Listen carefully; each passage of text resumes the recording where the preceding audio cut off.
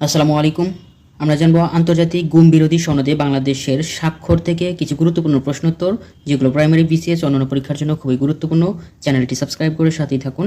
আন্তর্জাতিক গুম বিরোধী সনদের নাম হচ্ছে international convention for the protection of all persons from enforce disappearance, অর্থাৎ ICPPED। জাতিসংঘের সাধারণ পরিষদে আন্তর্জাতিক গুম বিরোধী সনদ কবে গৃহীত হয়? 20 ডিসেম্বর 2006 সালে।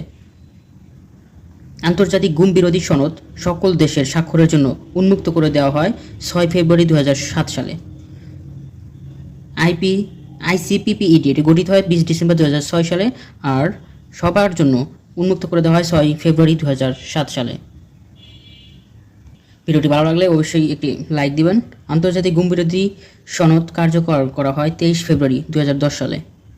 6 গঠন, 7 সবার জন্য উন্মুক্ত এবং কার্যকর করা হয় 2010 সাল থেকে। আন্তর্জাতিক গুম বিরোধী সনদে বাংলাদেশ স্বাক্ষর করে কবে? 29 অক্টোবর 2024 সালে। কততম দেশ হিসেবে আন্তর্জাতিক গুম বিরোধী সনদে বাংলাদেশ স্বাক্ষর করে? 76তম দেশ হিসেবে। আন্তর্জাতিক গুম প্রতিরোধ দিবস পালন করা হয় 30 আগস্ট। বাংলাদেশ গুম তদন্ত কমিশন গঠন করা হয় 27 আগস্ট 2024 সালে। বাংলাদেশ গুম তদন্ত কমিশন গঠন করা হয় 27 আগস্ট 2024 সালে।